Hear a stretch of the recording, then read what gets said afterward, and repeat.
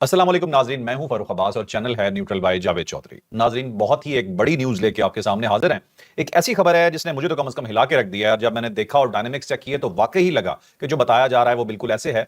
ऐसे लग रहा है कि जैसे फील्ड मार्शल को टारगेट करने के लिए कुछ स्कीम बनाई जा रही है। ये क्या है, ये आपको डिटेल से बताएंगे और इसके बाद आपको ये बताएंगे जी कि जो पीटीआई ने स्ट्रीट मूवमेंट की कॉल दी है उसमें किस हद तक कामयाबी पीटीआई को हासिल होगी, क्योंकि जो कहा जा रहा है क्या एक्चुअल ऑन ग्राउंड ये पोजीशन उनके पास अवेलेबल भी है या नहीं है, या इमरान खान साहब को सिर्फ बेवकूफ बनाया जा रहा है हाँ में हाँ मिला के कि बस ये चुप रहे हैं किसी तरह से। फिर आपको सोहेल आफरीदी साहब के हवाले से भी एक बड़ी खबर बताएंगे। फिर आपको ये भी बताएंगे जो मेरा ख्याल में ये भी बहुत ही इंपॉर्टेंट न्यूज है कि जो तीरा वैली का ऑपरेशन हो रहा है उसके पीछे हकीकत क्या है, ये तीरा वैली क्या है, किन के खिलाफ ऑपरेशन हो रहा है। और ये बहुत खास खबर और सुनने वाली खबर है। आपको पता चलेगा जो ऑपरेशन जो आप एक नाम सुन के कॉन्सेप्ट बनाते हैं वो सिर्फ वैसा नहीं होता, उसके अंदर और भी बहुत कुछ होता है। ये बड़ा खतरनाक ऑपरेशन है, ये भी जानिएगा कि इसमें क्या हो रहा है। फिर आपको ये बताएंगे कि अफगानिस्तान के अंदर इस वक्त क्या चल रहा है। अफगानिस्तान के अंदर जो आपसी लड़ाई है वो ऐसा लग रहा है कि शिद्दत अख्तियार कर गई है। बयान तो कुछ इस किस्म के आ रहे हैं कि लग रहा है कि मामला गड़बड़ होने जा रहा है और पाकिस्तान के साथ ये रिश्ते किस तरह के हैं। और हम तो ये समझते हैं ना कि ये हमारे यहाँ नेपोटिज्म चलता है, ये हमारे मौशों में चलता है। आज आपको ये भी बताएंगे किसने अपना रिश्तेदार कहां कहां लगवाया हुआ है अफगानिस्तान के अंदर।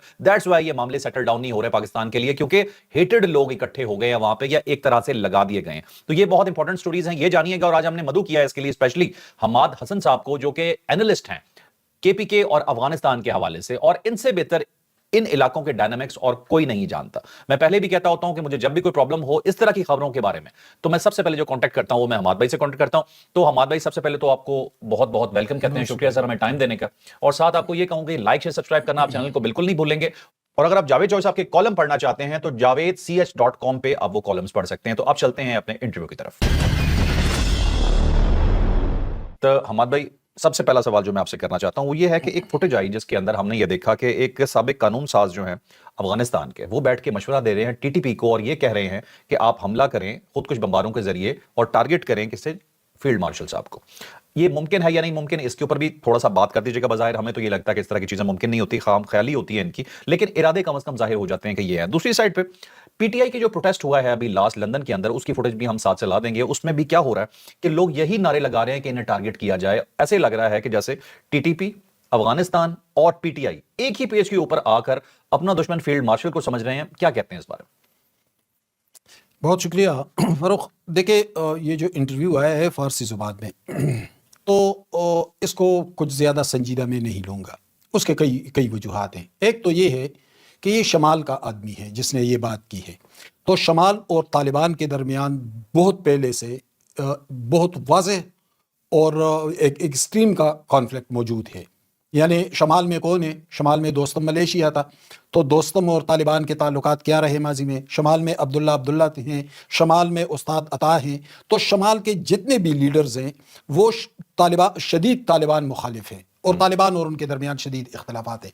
रही ये धमकी, तो इस धमकी को इस तनाजुर में हम देख सकते हैं कि शमाल जो है वो पाकिस्तान का शदीद मुखालिफ, उसमें ये ऐसे अनासर मौजूद हैं। जबकि इस वक्त जो तालिबान रिजीम है जिसमें अहम तालिबान कमांडर्स हैं, उनका रवैया भी वही है। हालांकि माजी में जो पुख्तून बेल्ट था अफगानिस्तान के अंदर, वो पाकिस्तान के साथ बहुत कुर्बत थी उसकी, बल्कि अब भी अवामी सतह पर एक कुर्बत मौजूद है। लेकिन जो जो पावर कॉरिडोर के लोग हैं तो उनके अंदर तो एक एग्रेशन और एक नफरत मौजूद है। अब उसने जो बात की है, जो जो पर्शियन स्पीकिंग है, तो उनकी बात को तो तालिबान संजीदा नहीं लेंगे। जाहिर है कि वो तो पर्शियन स्पीकिंग है।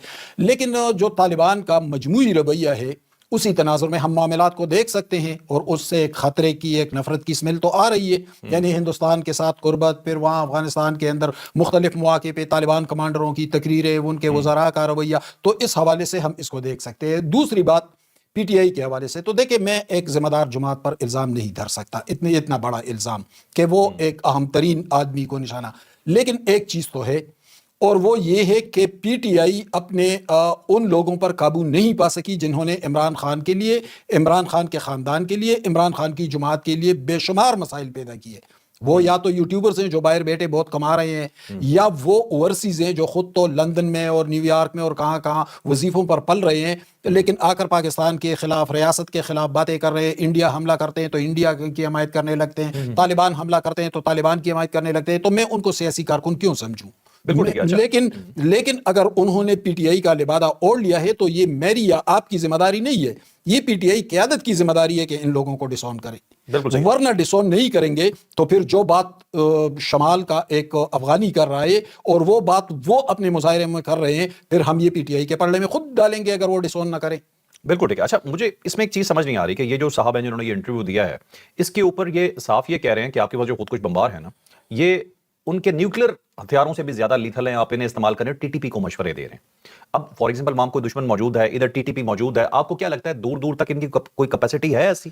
دیکھیں ان کی کیپیسٹی کتنی ہے, یعنی ان کی کیپیسٹی یہاں تک محدود ہے کہ جو بارڈر سے ملحقہ کا اضلاع ہے, جو ماضی میں فاٹا ڈسٹرکٹ ہوتے تھے اب مرج ڈسٹرکٹ اس کو بولتے ہیں, اس میں باجوڑ ہے, مومندے, خیبر, اورگزائی, کورم اور شمالی اور جنوبی وزیرستان, وہ یہاں سے آگے تو بڑھ نہیں سکے. وہ زیادہ سے زیادہ آگے بڑھے تو تھوڑا سا پشاور, بنو, لکی مروت, ڈیرہ اسماعیل خان ٹانگ جو ان اضلاع سے بالکل ملحقہ ہے, لیکن اس سے آگے تو وہ 1 انچ نہیں بڑھ سکے. یعنی آپ آئے مردان میں, سوابی میں, چار سدہ میں, ان اضلاع میں یا ہزارہ ڈسٹرکٹس میں, تو وہاں پر تو امن ہے. یعنی جو افغان بارڈر سے ملحقہ کا اضلاع ہے اس سے وہ معمولی فاصلے پر آگے بڑھے, لیکن مزید آگے تو ان کو بڑھنے نہیں دیا گیا. تو کیا کیپیسٹی ہے, اور کیپیسٹی اس حالت میں ہے کہ پاکستان بہت نرمی دکھا رہا ہے. پاکستان ان پہ ایئر سٹرائک نہیں کر رہا ہے, چند گھنٹے تک ایئر سٹرائکس کر لے تو پھر ان کا کچھ بھی نہیں بچے گا. تو ایک یہ تاثر غلط ہے کہ بھئی وہ ایک نیوکلیئر ہے, وہ یہ ہے, وہ ہے, وہ تو ایک مخصوص حد سے آگے بڑھ بھی نہیں سکے. تو کوئی اتنا بڑا خطرہ نہیں ہے. ٹھیک ہے وہ نقصان کر رہے ہیں, ڈیمیج کر رہے ہیں, لیکن ایک مخصوص دائرے میں, ایک مخصوص حلقے میں. اچھا احمد بھائی, یہ جو ان کے لندن کا مظاہرہ تھا نا, اس مظاہرے کے اندر یہ سیم وہی باتیں کر رہے ہیں جو ٹی ٹی پی یا جو میں نے انٹرویو کا آپ کو ذکر کیا وہ بات کر رہے ہیں. انہوں نے بھی وہاں یہی کہا جی کہ اس طرح سے گاڑی کے اندر کوئی کر دو, فلانی چیز کر دو, ان کے ساتھ یہی ہونا چاہیے. باتیں سیم ہیں, یہ نفرت ایک جیسی ہے یا کوئی ایک گٹھ جوڑ بھی ہے؟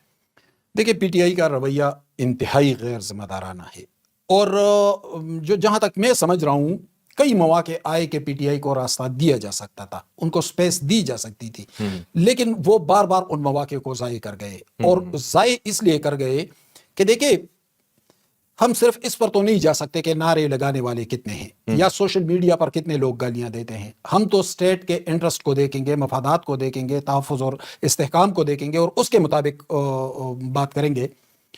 پی ٹی آئی کی مقبولیت ہے یا نہیں یہ ایک الگ سوال ہے.